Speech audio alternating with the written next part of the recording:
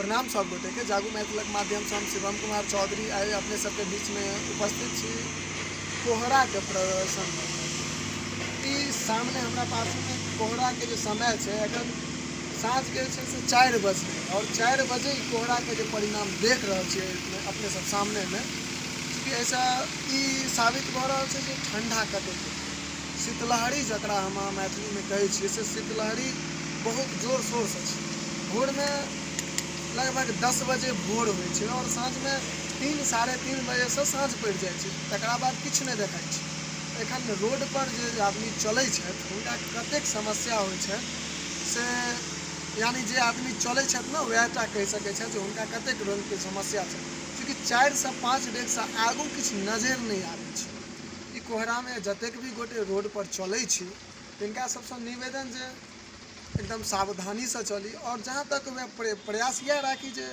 सवेरे और साँझ का कम निकली घर से, जे भी काज रहा से दिन में जल्दी जल्दी कर ली और वो काज के संपन्न करी, चूँकि एखन जे कोहरा है बहुत बेसी कोहरा चल रहा है।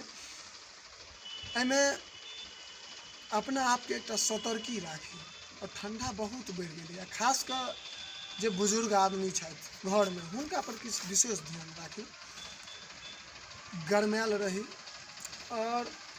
काल 8 तारीख छल, काल खुना जे किसान प्रदर्शन भेल छल ओकर कोनो तेहन परिणाम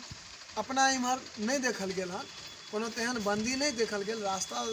जाम सब नहीं छल, दुकान बाजार सब किछु खुजल छल है। किसान प्रदर्शन कतौ कतौ भेल हन आ एमे सबसे बड़का बात है मारपीट बेसी भेल हन, बहुत दुकान से लूटपाट सेहो भेल हन, चूँकि दुकानदार सब सीधे कह देलखिन जे किसानक हित में ई योजना बनलै है, किसानक हित में ई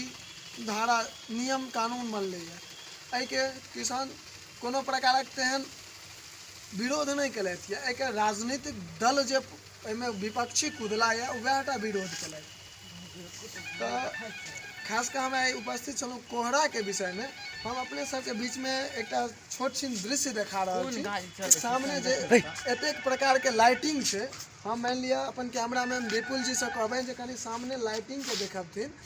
जे एहिठमा जे एतेक लाइट जल रहा है तकर बाद एकर रोशनी देखिए, जहन कि दूरी जे से बेसी नहीं है, 15 से 20 मीटर के दूरी है और 15 से 20 मीटर के दूरी के लाइटिंग से अंदाजा कर सके जे रोड पर एक सामने से जे गाड़ी आबैत रहे छै तकर इजोत कतेक दूर तक जेते आ आदमी की देखेते, आदमी के कोहरा एतेक बेसी है। ते कारण से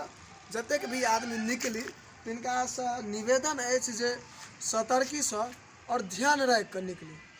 प्रणाम। जागू मैथिलक संग हम शिवम कुमार चौधरी, कैमरामैन विपुल के संग। जय मिथिला, जय मैथिली, जय माँ जानकी।